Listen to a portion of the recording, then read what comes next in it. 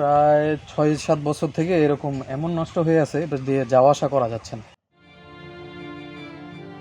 সংস্কারের অভাবে উঠে গেছে রাস্তার কার্পেট। সামান্য বৃষ্টিতেই পানি জমে যাতা অবস্থা। হঠাৎ তাকালে মনে হতে পারে রাস্তা নয়, যেন খালখন্দ। দীর্ঘদিন ধরে ভাঙাচোরা রাস্তা নিয়ে দুর্ভোগে দিন পার করছে ঠাকুরগাঁওয়ের রানীশংকৈল পৌরসভার বাসিন্দারা।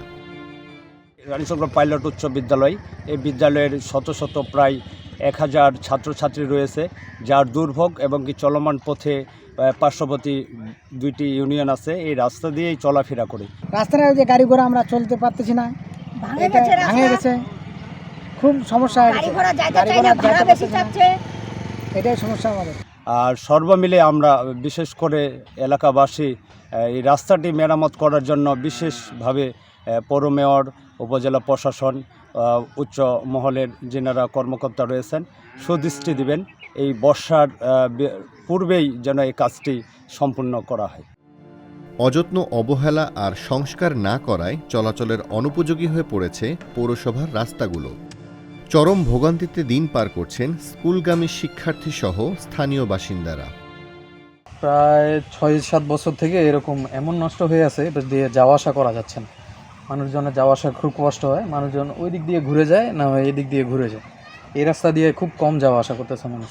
একটু বর্ষা হইলেই জায়গায় জায়গায় ভাঙন ধরে, এই যে এই জায়গাটা ভাঙে গেছে, আর এই রাস্তার একদম বেহাল দশা, মানুষজনের চলাচলের প্রচুর সমস্যা হচ্ছে। এই রাস্তাটার মানে কালপিট সব উঠে গেছে, খালপতি হয়ে গেছে, এই রাস্তাটা জরুরি ঠিক করার দরকার এবং কি খুব শীঘ্রই ঠিক করলে ভালো হয়।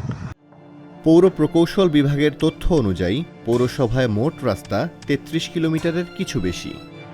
এর মাঝে কার্পেটিং 13.5 কিলোমিটার, 5.5 কিলোমিটার কংক্রিট আর বাকিটা কাঁচা রাস্তা। সম্প্রতি বৃষ্টিতে সম্পূর্ণভাবে যানবাহন চলাচলে অনুপযোগী হয়ে পড়েছে রাস্তাটি। বাড়ছে রোগীসহ সব শ্রেণীর মানুষের ভোগান্তি। তাই তো রাস্তাগুলো দ্রুত সংস্কারের দাবি পৌরবাসীর। যে রানীশংকৈল পৌরসভায় কোনো চলমান প্রজেক্ট না থাকায় রানীশংকৈল পৌরসভার রাস্তাঘাটগুলো বেহাল অবস্থা। সরকারি কোনো বরাদ্দ নেই, সরকারি বরাদ্দ সাপেক্ষেই রাস্তাগুলো মেরামত করা হবে।